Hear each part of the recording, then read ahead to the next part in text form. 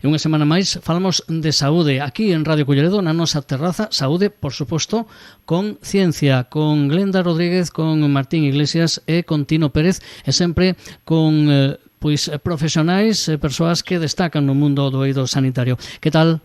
Moi bons días. Bo día, Fran, que tal? Fran, que tal? Bueno, hoxe de que imos falar?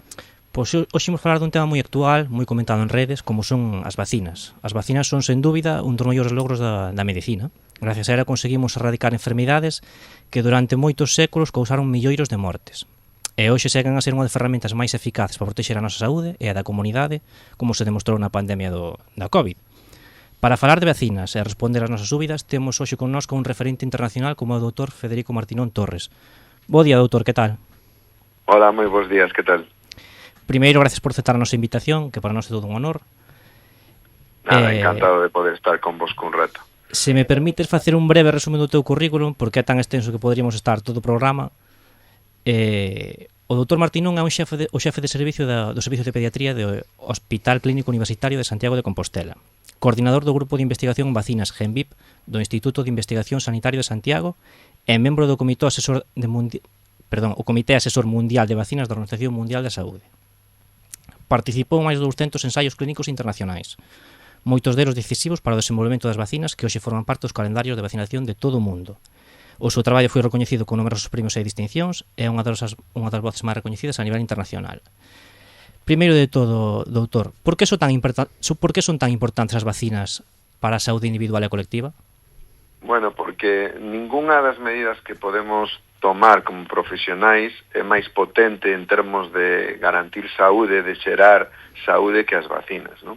De feito, sempre se fala, ainda que está moi repetido, non, que despois da potabilización da auga, ningunha outra medida salva tantas vidas como as vacinas. Por lo tanto, é unha ferramenta moi potente de saúde global, pero tamén é unha ferramenta moi potente de saúde individual, é dicir, ao final, todos queremos vivir máis e millor, e tratamos de facer cousas nese eido, non? Pois ter un estilo de vida saudable, pois facer exercicio, ter cuidado coa dieta, e como parte dese estilo de vida saudable ten que formar parte tamén as vacinas, non? Por lo tanto, é unha ferramenta moi potente de saúde, tanto a nivel global, da saúde, da planificación global, como no eido individual, non? Para estar máis tempo en millores condicións, que é o que todos queremos. Como funcionan as vacinas dentro do noso corpo?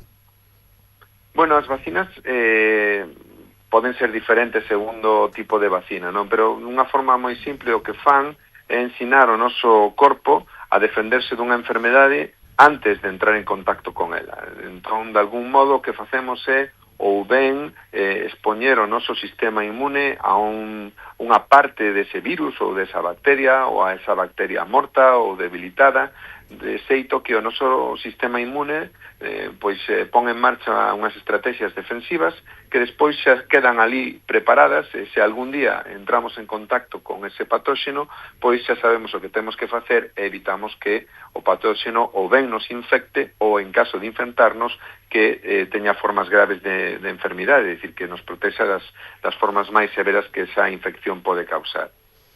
Vale, dicías que expoñémonos a unha sustancia morta, non? Ou atenuada.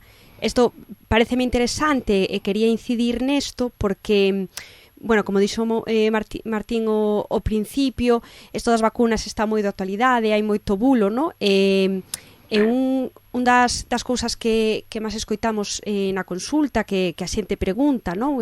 Tamén queren saber, é o feito de que a vacina non pode causar a enfermidade. Efectivamente, a meirande parte das vacinas que utilizamos non teñen ningún organismo vivo, é dicir, é imposible que a vacina poida causar a enfermidade. Hai algunha excepción que son as vacinas que chamamos atenuadas, que sí poden conter o microorganismo, pero dun xeito que está debilitado, non?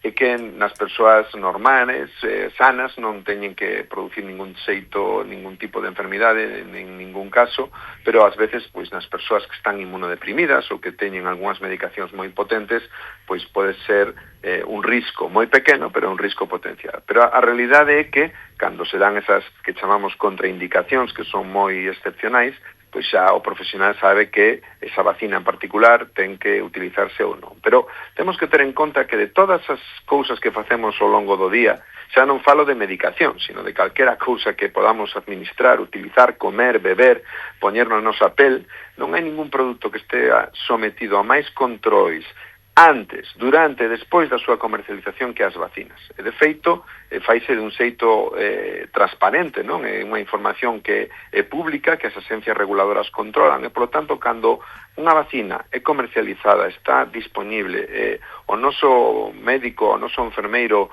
recoméndanos poñela, pois podemos facer con toda a tranquilidade, porque ningún produto, xa digo, farmacéutico nin non farmacéutico, é sometido a tantos requisitos de control, tanto da súa seguridade como do seu funcionamento. Que lle dirías, entón, falando un pouco disto, ahora que ven a campaña de vacinación, a eso moi recurrente, que eu non poño a vacina da gripe porque o ano pasado, según a puxen, tiven a peor gripe da miña vida. Bueno, eso xa o vin tantas veces. O que teñen que falar é cos que de verdad acaban no hospital ou que morren por culpa da gripe. Eso sí que son as formas graves de gripe, non? Eso é unha percepción popular que non ten ningunha base. Primeiro, porque as vacinas de gripe que utilizamos son vacinas inactivas, é dicir, non teñen capacidade de producir a enfermidade. Segundo, porque a xente chama gripe a calquera catarro que podes ter, e non olvidemos que no tempo do inverno non é só o virus do gripe o que está a circular, hai outras moitas infeccións virais que están a circular na comunidade. Canto temos o primeiro catarro, pois estamos, isto é o gripe, ás veces nin siquiera está a circular todavía o virus da gripe, non? Entón, moitas veces o que facemos é asociar o feito de que vacinámonos da gripe con calquera catarro que poidemos ter en algún momento ao longo do inverno, non? Eso é a primeira fonte de confusión. Pero a segunda é que a vacina da gripe non evita a infección do gripe. O que evita é as formas graves desa infección. Por lo tanto, moitas veces temos que pensar, bueno, pois se tiven o gripe de verdade documentado a pesares de ter a vacina, como podería ser se non houvese posto a vacina, non? É dicir, o que está fora de discusión é que a vacina da gripe funciona, e que o que fai é evitar as formas máis graves desa enfermidade. Non só as obvias, as que a xente ten na mente de que un pode ter pois unha infección respiratoria, ou que pode ter pois unha neumonía e acabar no hospital, ou incluso morrer, porque esa é unha realidade, senón que tamén hai outras complicacións que a gripe produce, como son as manifestacións cardiovascular, infartos, insuficiencia cardíaca, que a vacina da gripe é capaz de prevenir nun porcentaxe moi alto dos casos, non? Entón, deixémonos de bulos e fagan caso aos que están a estudiar todos os días o que fan as vacinas de gripe, como funcionan e os seus resultados, e a mellor forma de afrontar o inverno é vacinarse da gripe, de todas as vacinas que correspondan, pero digo da gripe porque é a que me estás a preguntar. Pero xa digo que eso é unha percepción popular que non ten ningunha base. E ademais, temos que ter en conta que cada inverno o virus da gripe que circula son diferentes, non? Que podes ter un inverno no que o virus da gripe sea máis leve, podemos dicir, ou máis forte, e que, polo tanto, pois a nosa percepción, incluso no caso de ter o gripe, pode ser diferente porque o virus é máis ou menos virulento. Pero vamos, o que sí é seguro é que a vacina non produce gripe. Isto que dicías agora de que hai un inverno que pode ser a gripe máis forte, etc., para que a xente que nos escoita entenda, é tamén unha das razones polas que nos vacinamos cada ano, non? O a gripe vai cambiando dun ano a outro. Sí, efectivamente, esa é a razón, non? Depende da enfermidade, hai patóxenos que son máis estables, que non cambian, non mutan, pero no caso da gripe é unha enfermedade que chamamos zoonótica, é dicir, que non afecta só a especie humana, senón que tamén afecta a outras especies, e nesas outras especies nas que o virus está, digamos, a mutar, a transportarse, fundamentalmente, pois, especies de aves, non? Pois o virus cambia cada ano antes de volver, digamos, a infectar as persoas, non? E por iso temos que cada ano adaptar a composición da vacina da gripe aos novos virus que en cada estación pois circulan dun xeito predominante, non? Eso tamén fai que ás veces a vacina da gripe non sexa tan eficaz ou tan perfecta como outras vacinas, non? Porque ao final non deixa de ser un un xogo de intentar acertar cales son as que máis van a ser importantes na nosa zona, non? Basámonos no que pasa no outro hemisferio en función das variantes da gripe que predominan no outro hemisferio e como decidimos a composición das vacinas no noso hemisferio, non?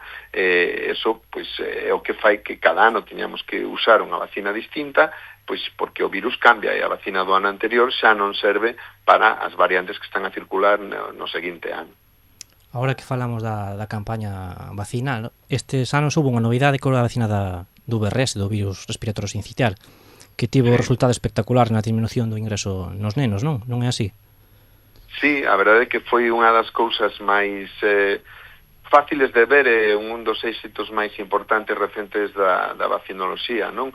O virus respiratorio sincitial, que é o virus máis importante que máis grave que pode ter respiratorio un rapaz pequeno, un lactante, que estaba a causar pois centos de hospitalización só en Galicia cada ano, pois agora temos unha forma de inmunización, un anticorpo monoclonal que se administra aos recén nados e que ademais Galicia empezou a adoptar de xeito pioneiro, xa fai agora 3 temporadas, estamos na súa terceira temporada, non? A medida funcionou tan ben que a reducción das hospitalizacións por mor deste virus é maior do 90%. Estamos a evitar cada ano entre 500 e 600 hospitalizacións de lactantes, que son moitísimas, se temos en conta o número de rapaces que hai en Galicia, non? É unha moi boa noticia e que é un éxito, por un lado, da ciencia, non? De ser capaces de desenrolar pois unha medida eficaz neste caso frente ao virus respiratorio sincitial, pero tamén de todo o mundo, é dicir, ao final as vacinas só sirven se utilizan, e os pais e nais adoitaron esta inmunización de xeito mayoritario, pois prácticamente o 100% dos rapaces galegos están a recibir a vacina e, por tanto, o virus respiratorio sincitial empeza a ser unha cousa excepcional ou do pasado no que a infancia se refire, non? Pero non temos que olvidar que o virus respiratorio sincitial tamén é importante nos adultos e, polo tanto, todavía nos queda traballo por facer. Bueno, estamos agora no futuro. Eu queria ir un pouquiño máis ao pasado, a pandemia do COVID-19 na que estiveches moi activo. Víamos en televisión, escutábamos na radio, líamos nos periódicos. Desde a túa perspectiva, a percepción pública das vacinas, como cambiou desde antes a despois da pandemia do COVID-19? Bueno, é unha boa pregunta, de difícil resposta, non? Pero, bueno, é certo que durante a pandemia, pois pola miña vinculación con todo o que ten que ver coas vacinas, pois estuve moi presente nos medios, porque penso que tamén unha parte da nosa responsabilidade como profesionais, non? Tratar de transmitir e informar a poboación particularmente en momentos tan difíciles e con tantas incertidumbres, pois tratar de adoitar pois unha postura, digamos, aberta e transparente en base ao coñecemento existente para que a xente tome a decisión máis correcta, non? Porque ao final a xente, ou hai xente que di que, bueno, vacinarse todo ou nada, non é así. O normal cando nos vacinamos, como cando recibimos calquera tratamento, pois é normal ter dúbidas. O problema non é ter dúbidas, senón facer o correcto a pesares das dúbidas, non?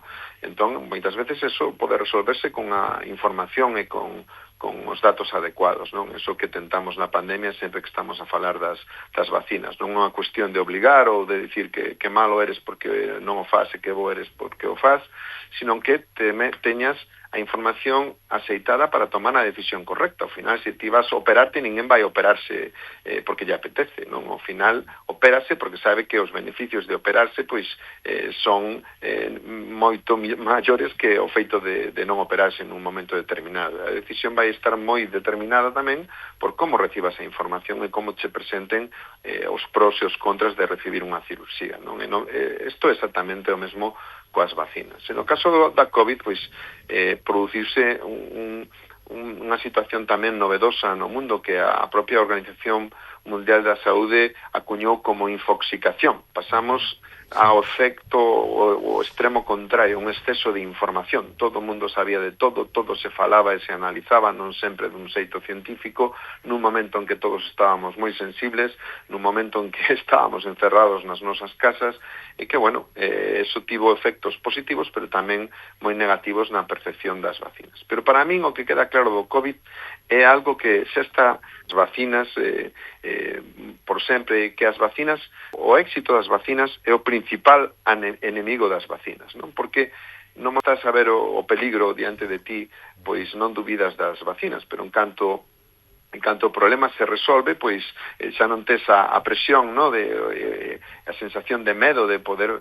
falecer ou de ter algunha complicación desa enfermidade, pois reláxeste e empezas a olvidarte de que estás así de ben, pois por mor de haber utilizado as vacinas, non? E o que pasou na COVID non foi diferente. Ao principio, pois, todo o mundo confiou cegamente, non, ante esa situación, no que nas autoridades, que eu penso que no caso de Galicia, pois, fíxose ben, transmitiuse información e pusose a dispor da poboación as millores opcións que naquel momento había, as millores vacinas disponibles, e eso redundou en que o impacto da COVID en Galicia, sendo terrible como foi en calquera parte, foi menor que noutras, xa non que noutros países, sino menor que noutras comunidades comparativamente no noso país, porque tivemos as coberturas vacinais máis altas de España e quizás das máis altas e non as máis altas do mundo. Por lo tanto, é unha relación causa-efecto, non? Tivemos unha demostración do ben que funcionaron as vacinas e dos beneficios que tivo directamente para nós, xa non para outros ou no tempo ou dentro duns anos, sino en tempo real.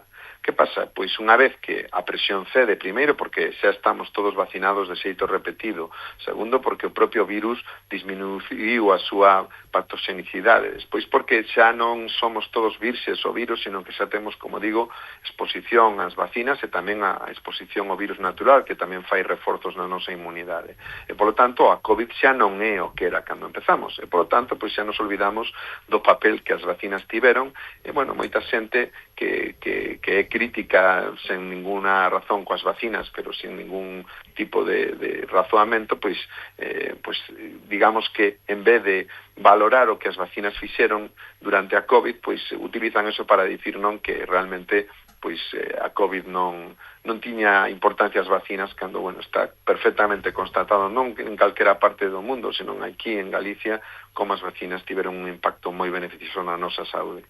Isto pasa tamén un pouco nos movimentos antivacunas, non? Igual a nivel pediátrico, por exemplo, quer decir, a propia inmunización do grupo favorece tamén, de alguna forma, por así decirlo, estos movimentos porque hai menos contagios, entonces pues crea esa falsa sensación de seguridade, non?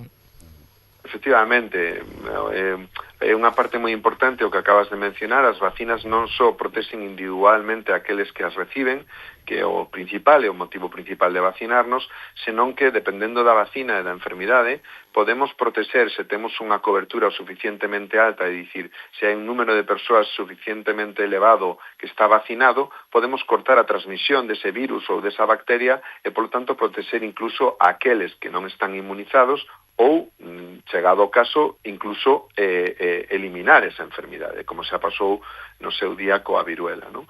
Entón, ese é un dos beneficios máis grandes das vacinas, que ten esa dimensión social, non? Que o que faz ti non só te beneficia a ti mesmo, sino que beneficia as persoas do teu entorno, aqueles que non se poden vacinar, porque teñen unha enfermidade ou porque non ten a idade correcta para vacinarse ou porque por calquera contraindicación ou porque teñen algunha medicación que lles impide recibir as vacinas, non poden protexerse directamente. De todos os modos, eu penso que o que chamamos antivacinas, non? Unha persoa que proactivamente está en contra das vacinas é algo excepcional. Aínda que está, se quedes, pois, aumentando en moitos países, non tanto no noso medio, pero en xeral, eu penso que o peor non é estos antivacinas, que moitas veces son irracionais, non teñen ningún tipo de argumento, non é unha cousa que podas justificar ou razoar con eles, pois, porque do mesmo xeito que pensan que as vacinas son malas, pensan tamén que a Terra é plana e que non sei, outras teorías e conspiracións de todo tipo, non? A min o que me preocupa é o dano que eses movimentos ou esas noticias ailladas ou esas ideas repetidas poden facer na xente que é normal e que sí confía nas vacinas, pero que nun momento determinado recibe todos eses inputs, todas esas informacións que son contradictorias e que xenera dúbidas e ao millor non ten os medios para resolver esas dúbidas. En caso de ter esas dúbidas, pois adoita, en vez de a dirección correcta, a incorrecta, non? En vez de vacinarse, termina decidindo non vacinarse, non? Por iso é tan importante, eu penso que o máis importante neste senso é a información e a educación. Ademais, facelo dende idades tempranas, non? De que do mesmo xeito que pois aprendemos circulación vial ou aprendemos a sostenibilidade do planeta, e que despois ti como adulto podes facer o que queiras, pero ao menos sabes se o estás a facer mal, que o estás a facer mal. E se cruzas o paso de peatóns en vermello, pois pódelo facer, pero ti sabes que estás asumindo riscos e que non estás facendo correcto. Pois coas vacinas ten que ser algo así, non? É moi importante inculcar esas ideas dende que somos pequenos e cultivar pois o espírito positivo que temos hacia a vacinación. Galicia é un exemplo no mundo, é a verdade, pero non podemos caer na autocomplacencia porque non somos inmunes, valga a redundancia, pois o que pasa noutros países do noso entorno, non? E iso é preocupante. De feito, pois no que va deste ano xa morreron 2 rapaces en Estados Unidos por mor do sarampelo, que é unha enfermedade 100% evitable, non por vacinación. De feito, aquí en España están aumentando o número de contagios.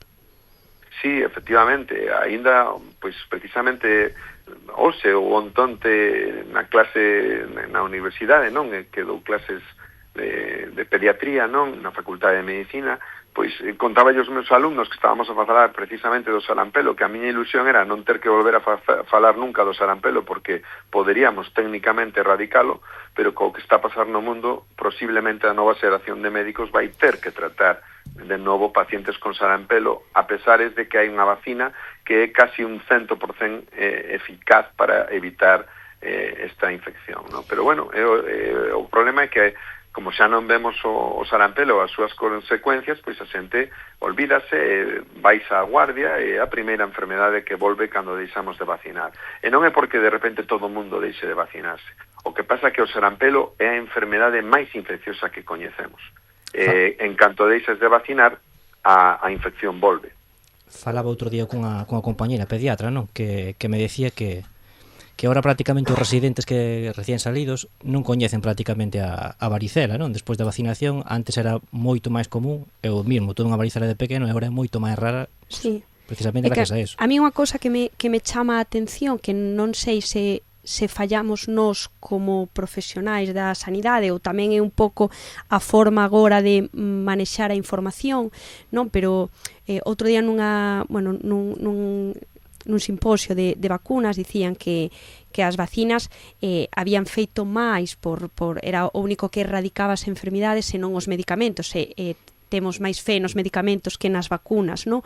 E isto hilaba co outra cosa que lin onte preparando este programa, con todo isto dos bulos, das fake news, que decía que o problema agora mismo non eran as noticias falsas, senón que as verdadeiras as rechazábamos, non hai ese espírito crítico de leer, non sei se é problema noso, non sei que opinades, igual de non transmitir ben as cousas, non o sei, pero que estemos rechazando algo que é científicamente tan probado, a mí pareceme, xa sei que non se rechaza no día a día, que isto é máis ruido do que logo é, pero pareceme curioso e preocupante.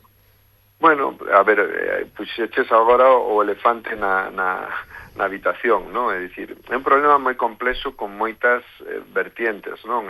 Sen dúbida, as fake news, o comportamento da poboación, o xeito que temos de consumir información, pois cambiou, eses cambios tamén influen na nosa forma de adquirir o coñecemento, de tomar as nosas decisións, non? Vivimos no mundo instantáneo onde queremos xa tomar a decisión máis fácil, de xeito inmediato e con unha recompensa inmediata, e moitas veces pois non é un mecanismo que poida favorecer a toma de decisións en cousas que poden ser a medio ou largo plazo, como pode ser a vacinación, non?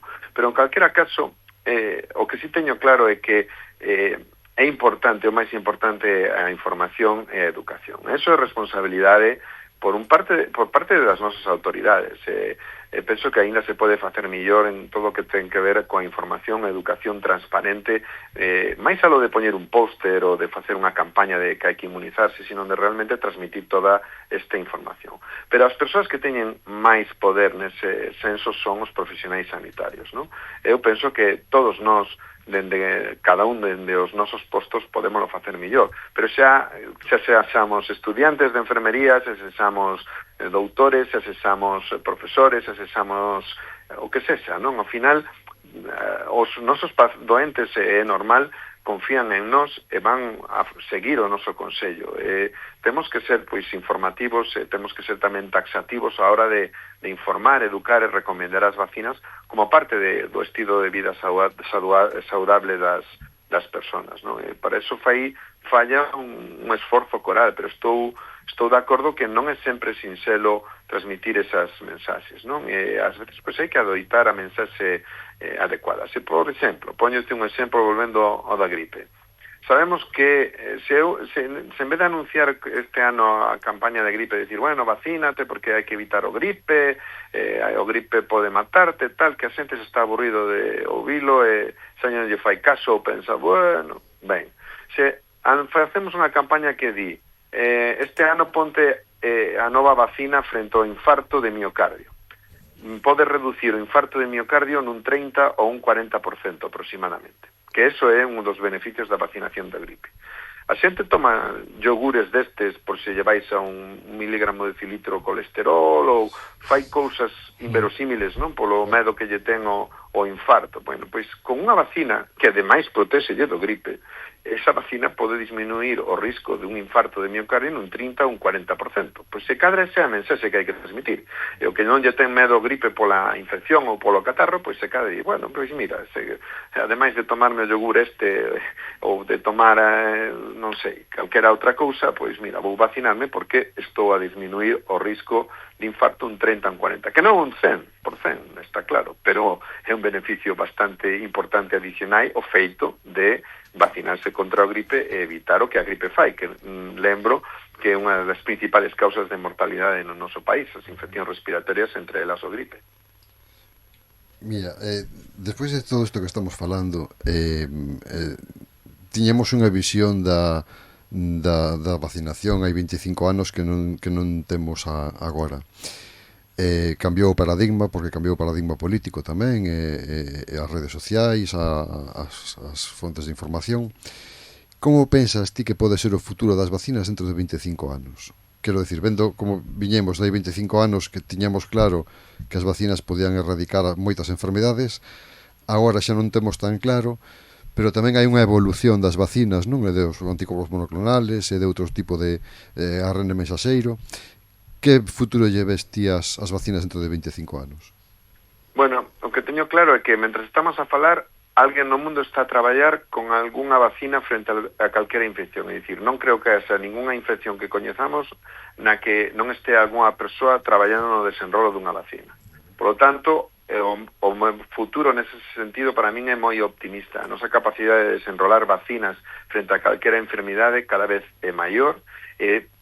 Antes a xeración dunha nova vacina era máis lenta e ademais éramos capaces de ter éxito máis de vez en cando. Agora xa é unha curva exponencial. Por lo tanto, eu en 25 anos penso que teremos vacinas para todas ou a meirande parte das infeccións que causan mortalidade ou que teñen impacto de saúde na poboación, sesas nenos, sesas adultos, sesas persoa maior, é dicir, esa vai ser para min unha realidade. O reto que vamos ter é como poder utilizar todas esas vacinas, introducilas nos calendarios de inmunización e que non sexa só unha cousa de ricos ou de listos, porque ao final se segue a crecer o movimento antivacinas, pois só os listos seguirán a vacinarse, haberá outras persoas que adoiten non vacinarse se non se fan cosas diferentes no eido da información, da sensibilización e da culturalización en relación ás vacinas, non? Por lo tanto, eu que quero ser optimista porque penso que tamén no mundo se viven ciclos, agora estamos a vivir un ciclo peculiar, por así chamalo, pero as vacinas falan por sí mesmas, ¿no? Por desgracia, que non teña dúbida ningún dos oyentes que imos ter máis pandemias e que vai haber outras crisis epidemias nas que vamos a necesitar vacinas.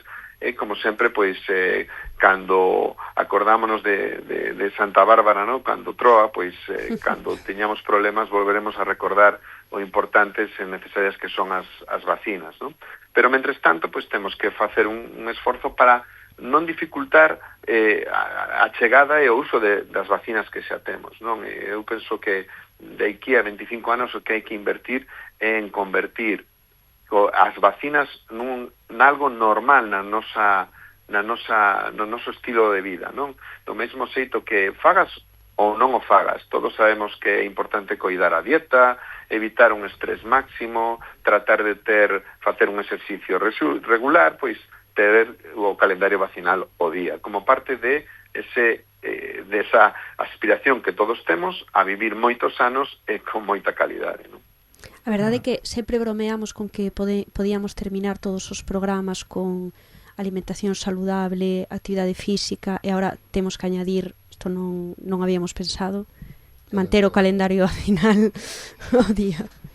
Si, non temos tempo para máis, non, Fran? Quédanos moi pouquiño. Federico, sempre lle facemos unha pregunta un pouco máis persoal a cada un dos nosos invitados, e gustaríamos facer a ti tamén, que é: que momento para ti é saúde? Pode ser tomar un café despois do traballo, cando chegas a casa, non sei. Que momento para ti é saúde? Bueno, para mí estar cos meus fillos, a miña muller ou coa familia en xeral é o momento en que mellor me sinto, o que busco, o meu oasis, non teño ninguna dúbida neso.